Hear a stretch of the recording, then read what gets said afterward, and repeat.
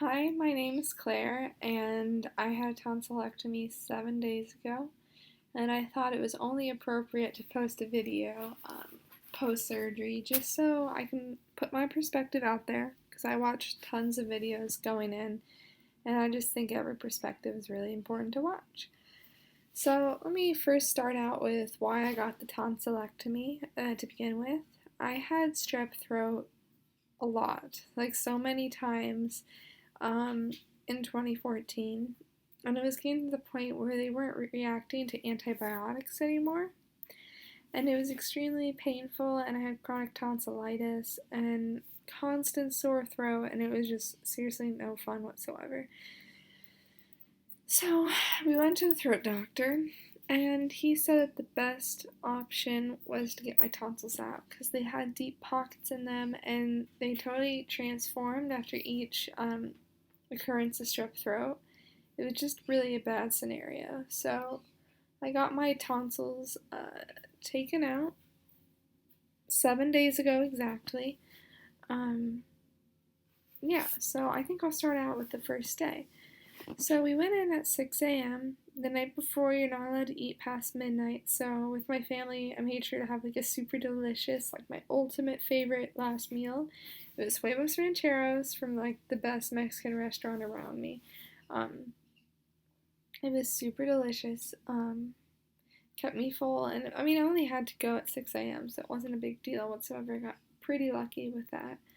I was extremely nervous because from the videos I saw online, it seemed like the scariest procedure ever. Everyone made it out to be like it was just like I was gonna die from it or something. Like it was just ridiculous the different responses from it.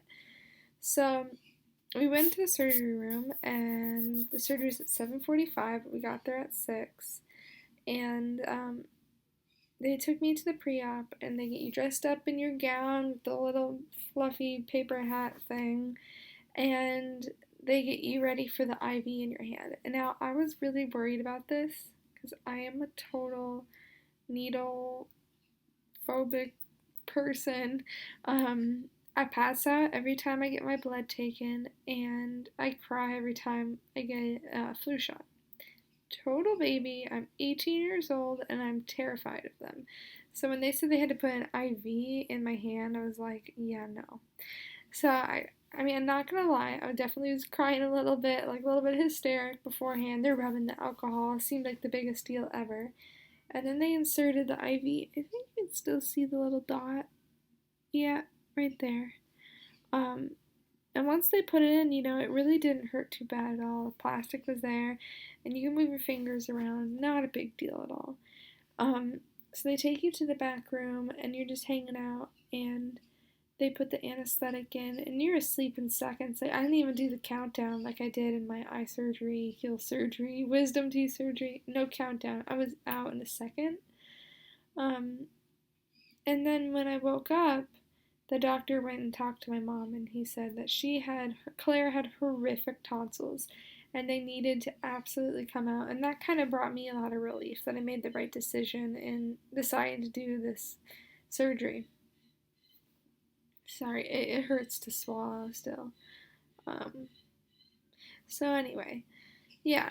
So we go back to the room right after the surgery. I really didn't feel that much pain because I had the IV in still, and they were administering morphine and whatever I needed. Um, and they set you up with some popsicles and some ice cream, some ice chips. It's really not a big deal at all. And you're there for like 4 or 5 hours just to make sure that you're not bleeding, there's no excessive bleeding, and that you're perfectly okay. And although I don't like hospitals, this brought a lot of comfort to me and my mom because we didn't have to worry, you know? Instead of going home immediately and then you're like, oh shoot, there's something wrong. Like it's all under control. And they sit you in your wheelchair and they roll you out to the front door, and it was all very nice. And they take you back to the house. And I thought I was going to fall asleep immediately, but I was up. I stayed up the whole night through because I was just really uncomfortable. Um, yeah, just generally uncomfortable. I watched Netflix. I was laying down. It was totally fine though. And popsicles were like my best friend. Although I suggest you don't do anything with like red dye in it though, because that will totally, if you throw up, if you're nauseous, it come up red and that could be like blood, and that's just a bad deal. I didn't feel nauseous at all though. I was very lucky with that. They put anti-nausea into my IV drip, so ooh. Anyway, so that definitely helped out. Um, yeah, and then the second day again, very uncomfortable, painful, but the worst days by far were the third and fourth. It hurt to talk, hurt to move my tongue, it hurt to swallow your own spit and saliva. Like, it sounds gross, but it was just very uncomfortable. You get a lot of pain in your ears and like your jaw and your nose, like this. At one point, I had a headache going up like that, and I massaged my scalp, and it actually really helped. And I was just really sleepy because I was on this medicine. It's a Tylenol infused with codeine, and I didn't even finish it all. It comes with like a syringe, and you just like squeeze it in. It tastes nasty, but it works. And I was really sleepy and loopy and out of it. Just not a big fan of this. So I went ahead and bought myself liquid Tylenol instead, and that worked much, much better. So I totally suggest you do that.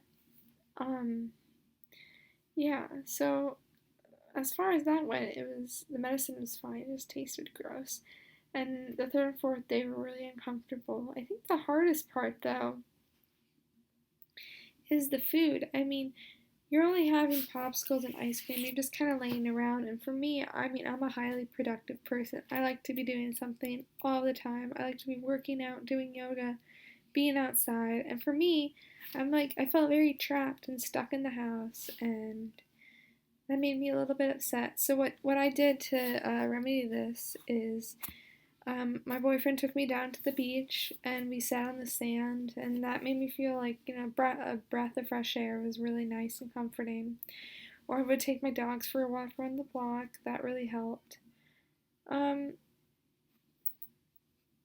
Not gonna lie, talking kind of hurts a lot.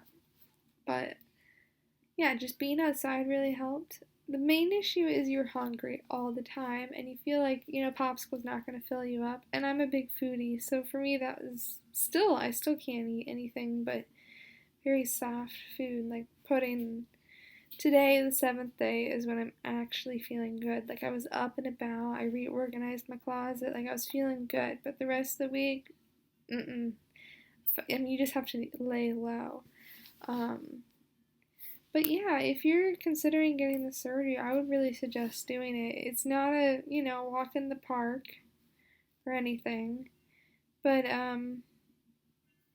yeah, I mean, once it recovers, I'm going to really look forward to no more sore throats. It's not as horrible as people say it is. Like, you could do it. It's definitely doable. It's scary, yeah, but it's not as scary as I originally thought it would be. It's definitely doable. And yeah, if your doctor says you should do it, I would just get it done and over with. You got to give yourself a full 10 days to recover, though, because you're not going to be up for long days. You're going to want to take naps between a 5-minute walk. Like, you're just going to feel very weak and lethargic. So as long as you give your time to rest, watch lots of Netflix, get a good book to read, you'll totally be fine. If you have any other questions, just leave it in the comments below, and I'd love to answer them for you.